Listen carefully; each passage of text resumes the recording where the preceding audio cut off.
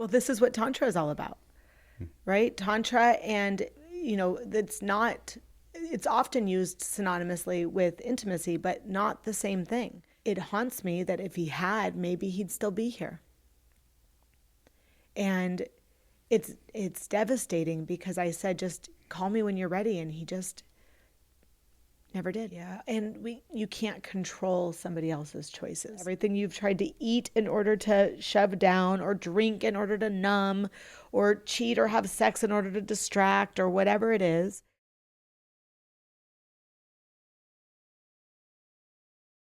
I just told this story, I think it was last night, right? I was doing this personal development course, super angry driver, right? Yeah. And I went and did this float over in Gilbert, and I go, oh, there's a metaphysics shop. I'm going to stop in there and pick my buddy up a book about shamanism. So I go in there. More on that later. Let's bookmark that. So I walk in there and this girl was like, oh, you should get some bracelets because like the crystals really help with like being calm. And I'm like, oh, the crystals are going to help me. Okay. Sure. An anchor. Sure. I'll buy some bracelets. Oh, just wait. So I buy these bracelets and I would only put them on when I was driving, right? Because I didn't want to look gay. This is my headspace at the time. Okay. So one day I get out of my truck and I'm going and I'm doing all the things. And I'm like, damn, everybody has been super nice to me today.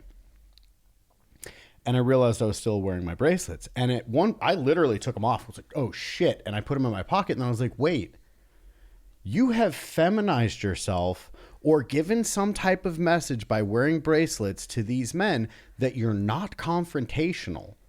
Or maybe there's some subliminal that you're giving off to yourself where you're like, oh, I'm kind of feminized because I got these bracelets on, blah, blah, blah. However, I was like, I am being perceived as being super aggressive.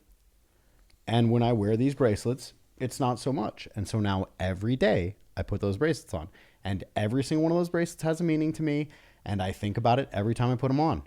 And in fact, one of them was a message from a former person that I really looked up to remind me of the man that I wanted to be, because I saw something in him when he gave me that bracelet. Then I saw the dark side of him, and it became a reminder of something I never wanted to be. And I wore that bracelet every day until it finally tore. And I was like, no longer serving me. Fantastic. See you later. That's right. It released itself. No, these anchors are really powerful, tools. Mm-hmm. As you're kind of growing through whatever transformation you're on, it's really helpful to have a reminder regularly that just kind of brings you back into that loop. Because again, the programming is strong. Yeah. Our cognition is just a computer. Mm-hmm. And it's been programmed over time. And so until or unless we are constantly and consistently and intentionally reprogramming ourselves to do something else, we will revert back, right? And you can restart your computer, but if you don't upgrade the applications, right, like you start to glitch.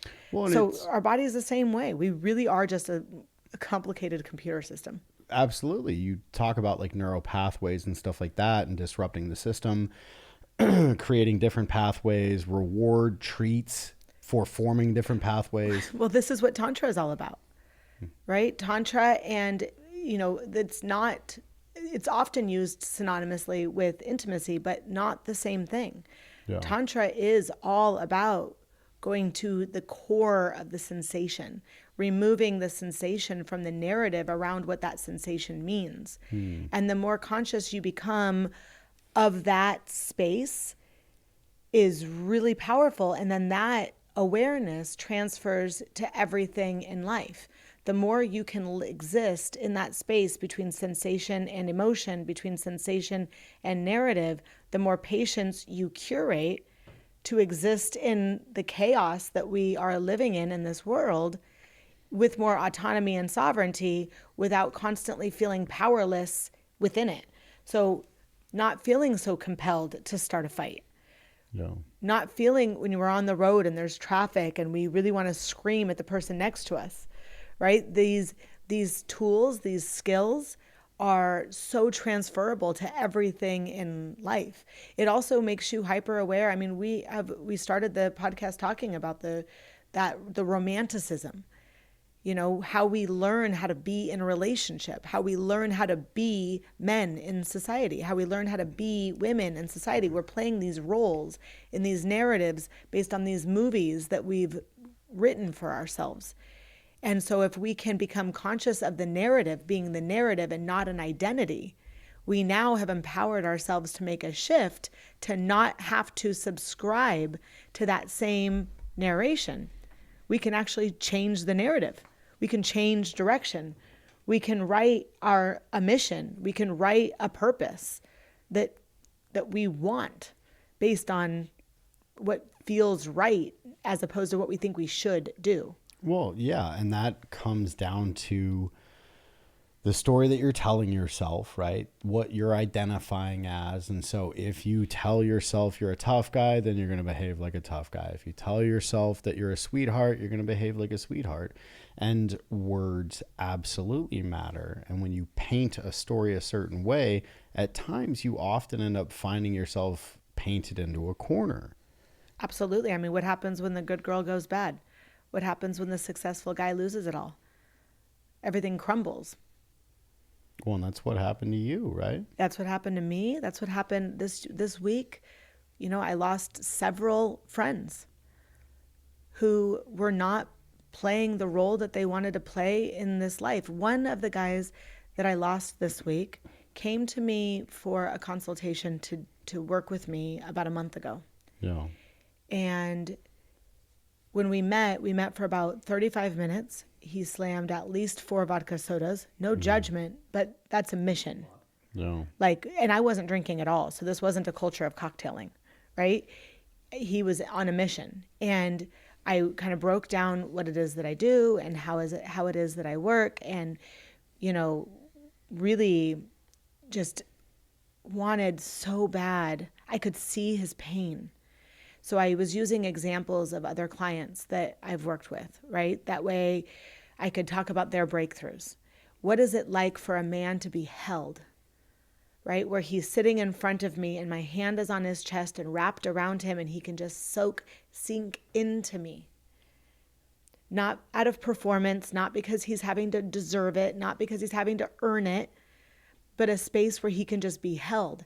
And when I told that story, the look on his face told me everything. It was like he just wanted to be held, but he couldn't take that step. He wouldn't take that step. And it haunts me that if he had, maybe he'd still be here. And it's devastating because I said, just call me when you're ready. And he just never did.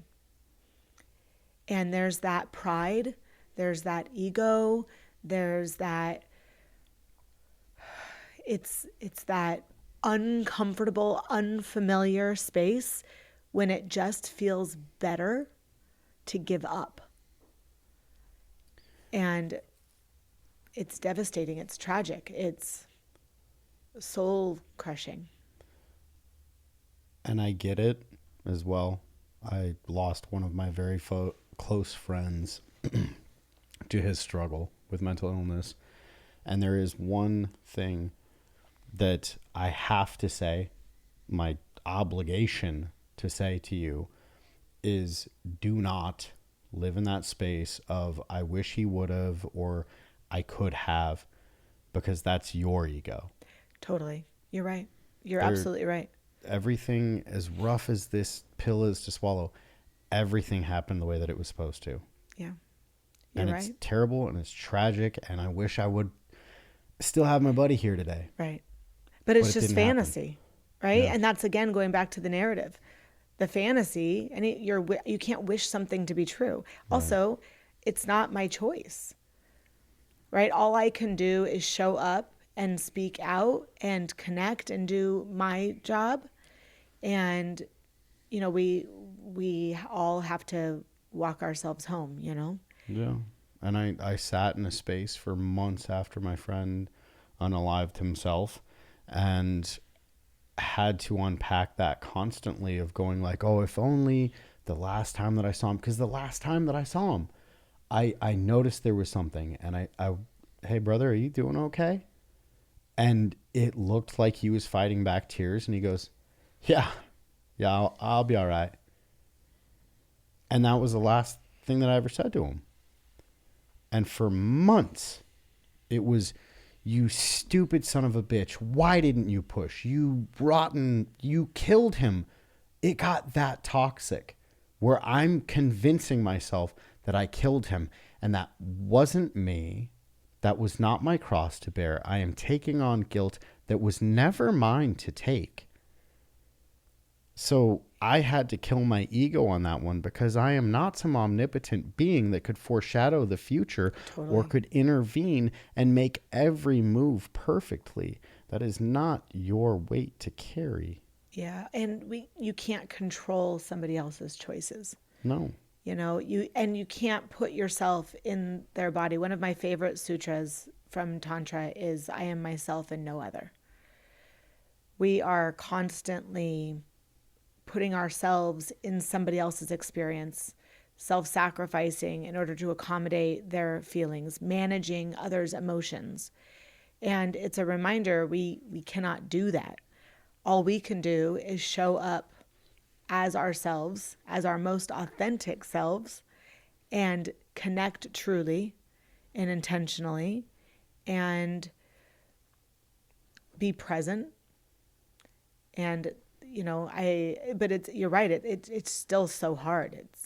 It's the tragedy in life when the hero cuts their journey short. Yeah. And I'm not in any way, shape, or form downplaying anything that you might be feeling right now, right? I don't feel that. Yeah, you're good. And I'm not going to say that this was in any way fortuitous or in any way an opportune thing. That is horrible to say. I would never say that. But what I am saying is that now that we're looking at the cards that we were dealt, when I saw your post this morning about losing your friends, I went, okay, this is something that we need to address. Because if that situation, it happened, there's nothing we can do to change it. But what we can do is have a podcast where we might reach someone that is on that edge. Amen. And what do you want to say to them right now? Don't give up. That you are worthy. That you are loved. That you are welcome. That you belong.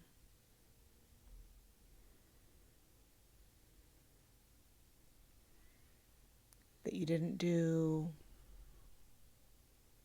anything wrong.